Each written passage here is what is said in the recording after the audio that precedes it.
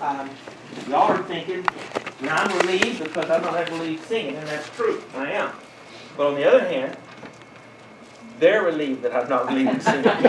So it goes both ways there. And we are glad that we have everyone with us today. We're glad that we've had a little moisture.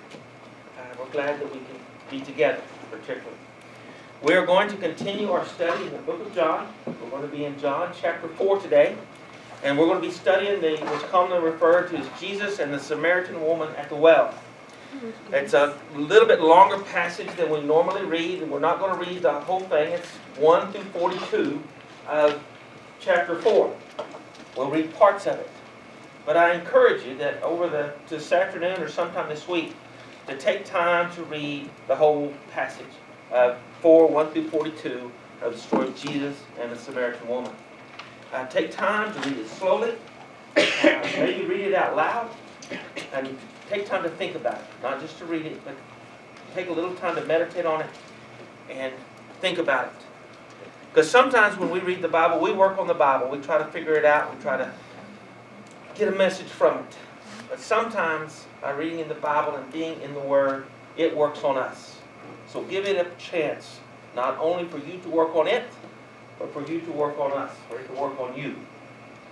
As we look at this, we see that John does not always put everything in chronological order. He doesn't. That sometimes he puts stories together that fit together to make his message come across better. Last week we were looking in chapter 3, which was the story of Nicodemus, a pillar of the community, a teacher of the law, a rabbi, and he comes to Jesus at night. Today we're going to be looking at someone who's not a pillar of the community, the Samaritan woman who's of a people who are marginalized and a little bit despised a lot of the time. And she comes to Jesus and meets him in the daytime. She doesn't come seeking him, but it's a daytime encounter. So on one hand we have the pillar of the community. In the next chapter we have this Samaritan woman. But in between those two chapters, or it's in chapter 3, in between those two accounts, we have John 3:16. God so loved the world that he gave his only son. And when we look at that, we see that the story of Jesus and the Samaritan woman helps us to understand John 3:16, that God sent his only son. And one of the things it helps us to see is that the good news of the kingdom of God is for everyone. And sometimes I think the Jewish people felt it was just for them. I think sometimes we think it's just for us. But when we look at this passage, we see that the good news of the kingdom of God is for everyone, including us. Let's never forget that. But as we look at this chapter 4, we see that Jesus is going from Judea, where Jerusalem is, up to Galilee in the north. To go from Judea to Galilee, between those two, is Samaria. And the Bible tells us that, and he had to pass through Samaria. When we look at this, we can see, you can see here on the map, that down here we have Judea, Jerusalem, Judea, Galilee is up here, and Samaria is in the middle. Now, the straightest route would be to go straight through. Most of the Jews did not. What they would do is they would cross the river and then go up and cross back over. It was not that much out of the way to do it that way. And they didn't have to go through Samaria. They didn't like to go through Samaria. So when we say, the Bible tells us that Jesus had to go through Samaria, it's not that physically, geographically, that he had to go through Samaria, but rather that he had to go through it to show that the good news of the kingdom of God is for everyone. Because when he went through, he met with the Samaritans. The Samaritans and the Jews despised one another. The Samaritans kind of begin when the Assyrians take over the 10 northern tribes back in about 800 BC. And they take them and they scatter them throughout. They just deport them. And they bring new people into the northern kingdom. And so the people that are left and the new people that have come in, they kind of become sort of Jewish, but not exactly. And the Samaritans, they believed in the first 5 books of the Bible. Genesis, Exodus, Leviticus, Numbers, and Deuteronomy. So do the Jews. Now their two Bibles are slightly different, but not much. But the Samaritan people believed that you should worship God on Mount Gerizim, which was in Samaria. Of course, the Jews believed that you should worship in Jerusalem, where that temple was. And that was one of their big disputes. But it's not just where you worship. It's where is the presence of God. We look at this building and we know this is a building. That the church is the people inside the building that make up the church. It's not the building itself. However, where the Jews and the Samaritans, the temple was where you would go to find the presence of God. If you wanted to go and pray, you needed to go to the temple. You didn't have to, you could pray anytime. But that's where God's presence was. And the Jews felt like it was in the temple in Jerusalem, and the Samaritans thought it was in the temple of Mount Gerizim. And they had a lot of disputes over this. These were worship wars. And we know we still have worship wars. We disagree with somebody on how you should worship, or this, that, and the other. But they had very serious worship wars, to the point of wars, actually physical wars. In about 110 BC, Judea was independent. It was under the rule of the Maccabees at that time. They had kicked the Assyrians out, and they were independent. Their chief priest and their ruler at that time was a guy named John Hyrcanus. And Syria to the north was having all kinds of problems internally and with people back to the east. And so they weren't paying much attention to Judea. And in Egypt, down to the southwest, they were also having a lot of internal problems, and they were also having a lot of problems with Rome. So they were not looking at Judea. So John Hyrcanus took advantage of that, and he began to expand on the borders of Judea. And he did a lot. And one of the places he took was Samaria. It went from being part of Syria to being part of Judea. And he went up onto Mount Gerizim, and he destroyed the temple. And not only did he destroy it, he burned it, and he killed a lot of Samaritans. So this conflict between the Samaritans and the Jews was not just a dispute over religion. That was a lot of it. But they truly did not like each other. They truly felt like the others were despised people. And one of the things that we see is that over in John chapter 8, it tells us that Jesus again is in a conflict with the Jews, and the Jews called him. They said, the Jews answered him, "Are we not right in saying that you are a Samaritan and have a demon?" The worst insult they could give Jesus was that you're a Samaritan devil. And this is what they would do. It's almost as bad as if you are living in Texas and cheering for Tom Brady. It's almost that bad. Maybe not quite, but almost. But they had problems with the Samaritans. And we start this chapter with Jesus going to Galilee through Samaria. And we're going to start in chapter 4 and verse 7. A woman from Samaria came to draw water. Jesus said to her, "Give me a drink." For his disciples had gone away into the city to buy food. The Samaritan woman said to him, "How is it that you, a Jew, ask for a drink from me, a woman of Samaria? For Jews have no dealings with Samaritans." Jesus answered her, "If you knew the gift of God, and who it is that is saying to you, 'Give me a drink,' you would have asked him, and he would have given you living water." The woman said to him, "Sir, you have nothing to draw water with, and the well is deep. Where do you get that living water? Are you greater than our father Jacob? He gave us the well and drank from it himself, as did his sons and his livestock." As we see here, Jesus tells her that it says that he's tired, and he's wanting a drink, and he's resting there at the well, and the Samaritan woman comes in the middle of the day. Now, one of the things we know from history is that usually when women would come to the well, it would be early in the morning to draw water. They would come together. It's kind of a social event. Be kind of like going down to the table of knowledge in the morning, learning all the good news. And this woman is coming at midday. So she's not accepted very well amongst the other people. And she comes, and Jesus says to her, "Give me a drink." Now, one of the things is Jewish rabbis, and Jesus is a rabbi, don't speak to women that they're not ready to. That was just not done. That was rude. That was kind of scandalous to speak. And you certainly didn't speak to a Samaritan woman. And yet Jesus does. And he says, "Give me a drink." And the woman says, Who are you? Why are you talking to me? And then Jesus tells her, if you knew who was talking to you, you would know that you would get living water, that you would never be thirsty again. And the woman says to him, what are you talking about? That doesn't make any sense. You don't even have a bucket to draw water. Does this sound familiar to what we've heard before? You remember at the temple, and when the Jews are asking Jesus for a sign, why, by what authority? And he says, you destroy this temple, and I will rebuild it in 3 days. And they said, what are you talking about, Jesus? It took 46 years to build this temple. You can't rebuild it in 3 days. Now we know that they were looking at his statement very literally, and yet there was a deeper meaning to what Jesus said. He was talking about his body and about his crucifixion, and that he would arise in 3 days. And then when he talks to Nicodemus, he tells Nicodemus, if you are going to see the kingdom of God, you must be born again. And Nicodemus says, what are you talking about, Jesus?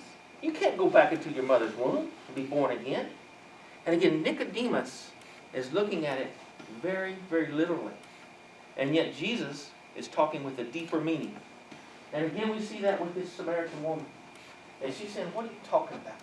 You don't even have a bucket. How are you going to draw living water?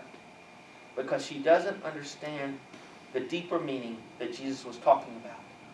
And when he's talking about living water, he's talking about the abundant life. The living water is Jesus himself, that he is the living water. And if she will come to him and talk with him and accept that living water, then she will have the abundant life. She will not have to, she will get physically thirsty again, but she will have that water of life. And that's what Jesus is offering her, and that's what Jesus is offering us. As we go through this story, Jesus, the next thing he says to her is he says, bring me your husband. And she says, I don't have a husband. And he says, that's right. You don't have a husband. You've had 5 husbands. And the man you're with now is not your husband. Now, a lot of times we look at that and we make assumptions and we make presumptions on that. We assume that this woman is some sort of immoral person. The Bible doesn't say that, does it? It says she's had 5 husbands. But we know that in this time that women could not divorce their husbands. It would have to be the man that did the divorcing. We know that one of the most common reasons for divorcing a woman was barrenness. Now, we don't know if she was barren or not, but that would be a very common reason to divorce a woman. We also know that we had what we called levirate marriage, that if your husband died, his brother was supposed to marry you, and if he died, your next brother was supposed to marry you. We don't know any of those details. We don't know any of them. And if you don't have a husband, then you have to either go back to your father's house, or to your brother's house, or to your uncle's house.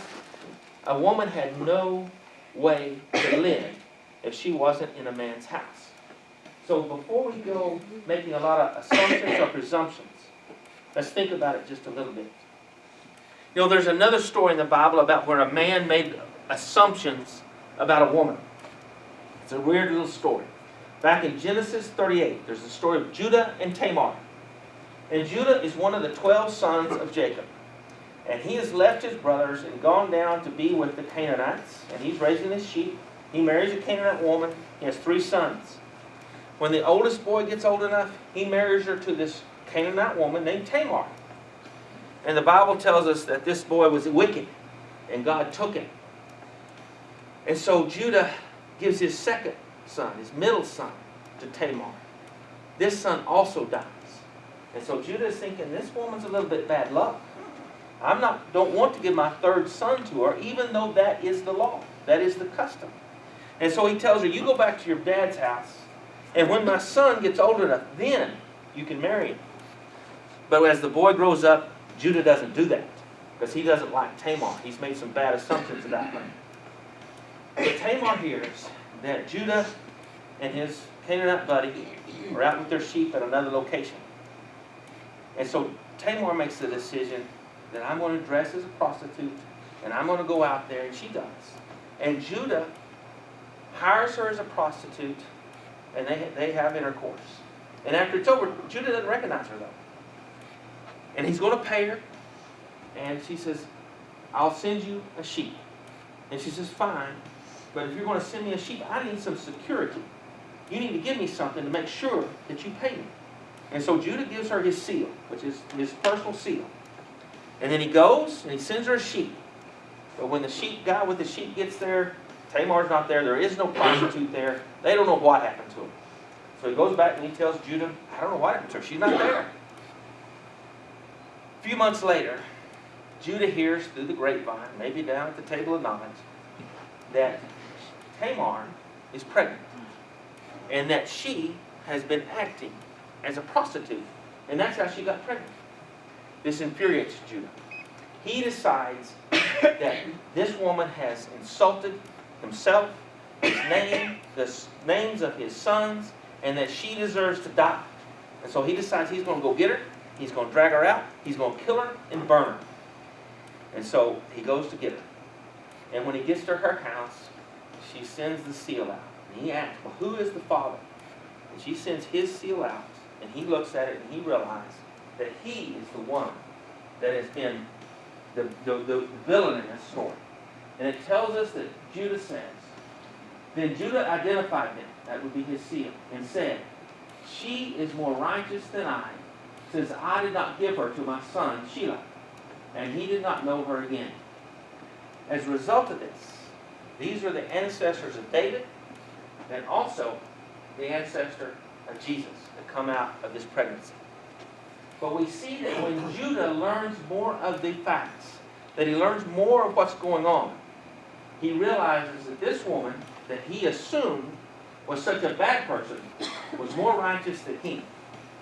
And when we look at this woman, the Samaritan woman, I'm not trying to say she's the most virtuous woman in the world. The Bible doesn't tell us that. But it also doesn't tell us that she's some immoral person. It just tells us what it says. So let's not make presumptions about it. Let's not make assumptions about it. And let's remember in our own lives that whether we're talking about somebody in the neighborhood or we're talking about somebody we work with, let's not make presumptions and assumptions about them until we know a little more about it. Because we may learn, as we learn more information, that they are more righteous than I. But when we look at this woman, we don't know a lot about her. We know some. And again, I'm not trying to say that she's the most virtuous or the most immoral, either one. But we do know this, that Jesus looked at her and met with her and talked with her and found her to be worthy of being talked to. We do know that. We know that she is someone that Jesus determined that the good news of the kingdom of God should be presented to. This is an example of going into all the world, to everyone, even this person. This person who was of such a bad race that they didn't like, deserved to have the good news of the kingdom of God presented to them. Now we see another verse in here, and I'm going to tell you there's lots of lessons in this passage that we're not going to go into. You're the timer? Because Pat might call me out on this because we've run out of time. Well, we have this one verse. And we may go back, but I want to go to this one first. So the woman left her water jar and went away into the town and said to the people. So she leaves her water jar and she comes back and she goes to her village and she says to them, come see a man who told me all that I ever did. Can this be the Christ? And we think about that. She leaves her water jar and she goes back to her village and she begins to speak about Jesus. She's one of our first evangelists. And when we see this, come see. Have we heard that phrase before? You remember back in chapter 1 when Philip goes to Nathanael and he says, come see. We have found the Messiah. When the apostles first asked Jesus, where are you staying? He says, come and see. When Nathanael comes and talks to Jesus, he says, you will see greater things than these. And here the Samaritan woman says to her neighbors, come see. Come and see. She began a ministry for Jesus. We all have a ministry. Every one of us. We may not know it, but we do. It may be singing with somebody in a hospital room. I think of that as the story that Blackie told us Makes me think that there are ministries out there like that. It's not me singing in the hospital room, because that might make them sicker rather than well. But it is a ministry, and we all have a ministry. But sometimes we're like this woman who left her water jar to go begin her ministry. There may be something that in our lives that we need to let go, that we need to leave behind, that we need to get rid of in order to begin our ministry, whatever our ministry may be. It may be that we need to let go of the hurts that we've received in the past, because we all have hurts, every one of us. Some of them may be unjust hurts, but we may need to let those hurts go. We may need to let our grief go, or we may need to let our schedule go. And I think that's one that I could learn from. Let my schedule go. It may mean that we need to let our ego go. It may mean that we need to let our pride go so that we can begin our ministry. All of these are things that we may need to let go. All of us have those. And Jesus is there if we turn these things over to Jesus to help us, to let them go. And then we begin our ministry with that living water. The living water is for all. The good news of the kingdom of God is for everyone, but it's also for us. Sometimes I think we think that our ministry is just for those people. Out there, it's good to look outward. I don't want to say that it's not. But let's never forget that the good news is also for us. The living water that leads to life is also for us. So if there's something you need to let go, we want to help you with that. If there's something that you need to do to let the living water come in, we want to help you with that. If you want to put on the Lord in baptism, or if you need prayers or help in some way, that's the plea that we're about to turn it over to you to lead the next song, Rob. We're going to ask if there's something we can do, if you will come as we stand and as we sing.